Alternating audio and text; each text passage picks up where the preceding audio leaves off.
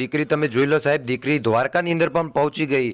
અને સાહેબ એટલું નહીં, દ્વારકાની અંદર પહોંચીને દીકરીએ કર્યા વીઆઈપી દર્શન. જી બિલકુલ દર્શક મિત્રો, વીઆઈપી દર્શન. અને આ વીઆઈપી દર્શન કદાચ તમે પણ આજ સુધી નહીં કર્યા હોય, કેમ કે આ દીકરીને સાહેબ ભગવાન જોડે લઈ ગયા, દ્વારકાધીશ જોડે લઈ ગયા. અને દ્વારકાધીશ જોડે લઈ જઈ અને સાહેબ એને દર્શન કરાવ્યા. અને કહેવાય વીઆઈપી દર્શન. કેમ કે બધા લોકોની બહુ રિક્વેસ્ટ આવતી હતી ભાઈ કે તમે પણ કહેજો કે જેથી કરીને દીકરીને વીઆઈપી દર્શન કરાવે. કેમ કે દીકરી અમદાવાદથી હાલી અને દ્વારકા સુધી જઈ રહી હતી, તો એને ક્યાંક ને ક્યાંક જોવા જઈએ તો કે વીઆઈપી દર્શન કરાવવા પડે.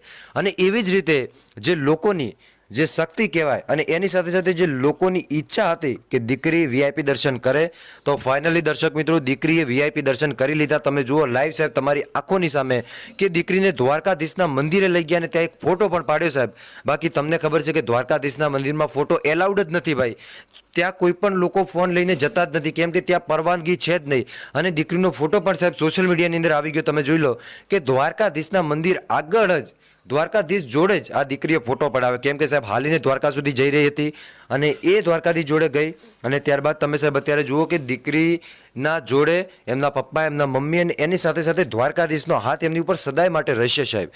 કેમ કે આપણે જ્યાં લગીન જોઈએ ત્યાં લગીન સાહેબ સોશિયલ મીડિયાની અંદર દીકરીના નામે હજારો વિડીયો તમે જોયા હશે, હજારો વિડીયો વાયરલ પણ થયા હતા. પણ સાહેબ આજે એ સમય કે જ્યારે દીકરીએ વીઆઈપી દર્શન કરી લીધા. જી બિલકુલ, દીકરીએ વીઆઈપી દર્શન કરી લીધા. અને આ વીઆઈપી દર્શનથી દીકરી પણ સાહેબ ધન્યવાન થઈ ગઈ. કેમ કે તમને ખબર છે કે જે આપણે પાદરા દર્શન કરીએ ભાઈ, એ દર્શન અને વીઆઈપી દર્શનમાં સાહેબ રાત અને દિવસનો ફરક હોય છે ભાઈ.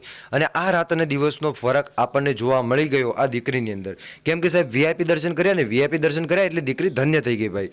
તમે શું કહેશો આ દીકરી વિશે કોમેન્ટ કરીને જરૂર બતાવજો. બાકી જો નવરા હોય 2 સેકન્ડ માટે તો ખાસ કરીને કમેન્ટ બોક્સની અંદર જય દ્વારકાધીશ લખી નાખજો. મળીશું આપણે નવા વિડીયોમાં નવા ટોપિક સાથે.